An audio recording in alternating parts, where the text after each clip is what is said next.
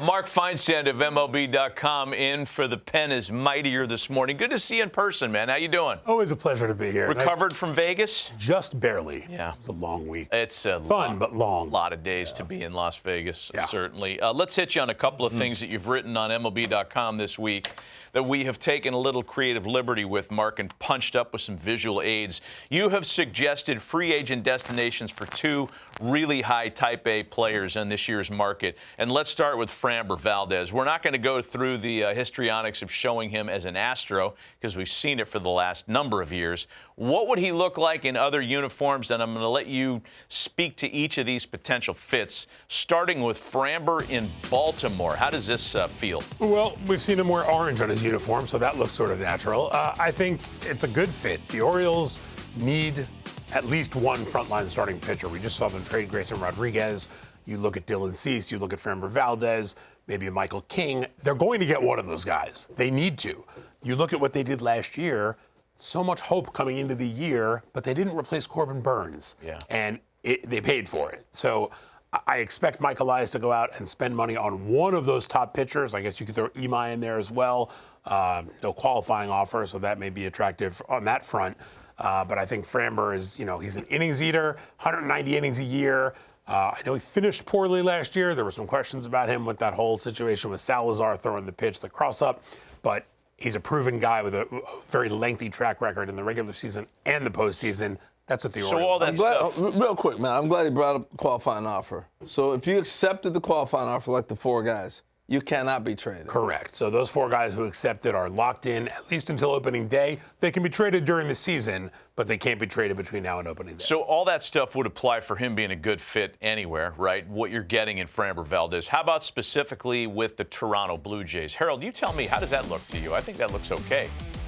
That looks I see good. him. I could see him there. I could see him landing in Toronto. Sure. The Blue Jays are looking to add another top starter. They have Chris Bassett as a free agent. Max Scherzer's gone.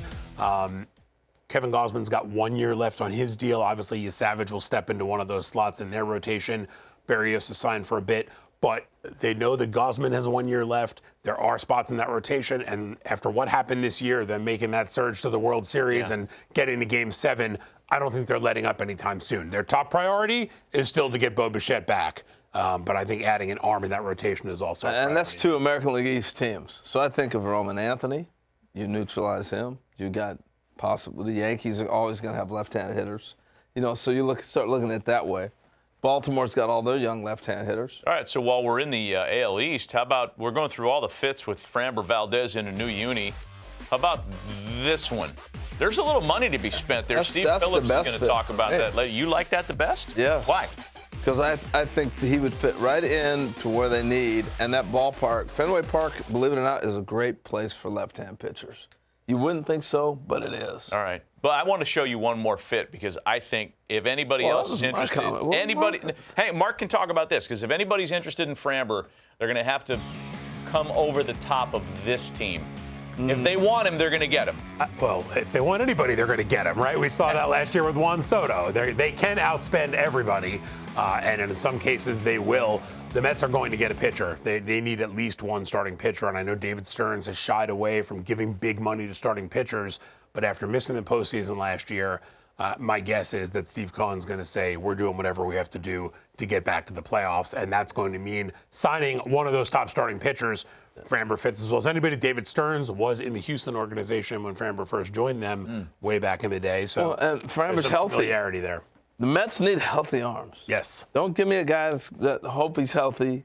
Maybe we'll get him rehabbed, all that. Yeah. No. Today's his 32nd birthday, by the way. And by the way, he looks different than he does with the Milli Vanilli hair extensions. We cleaned him up for the Photoshop. Yeah. But he looks very different without the hair. Milli All right, let's Vanilli. move on to the next player you've written about.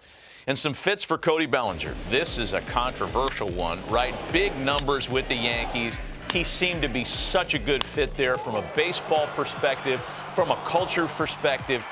Versatile, run producer, incredibly talented. He's going to fit in anywhere, but how does this look? Harold suggested this earlier today, Mark. What about that?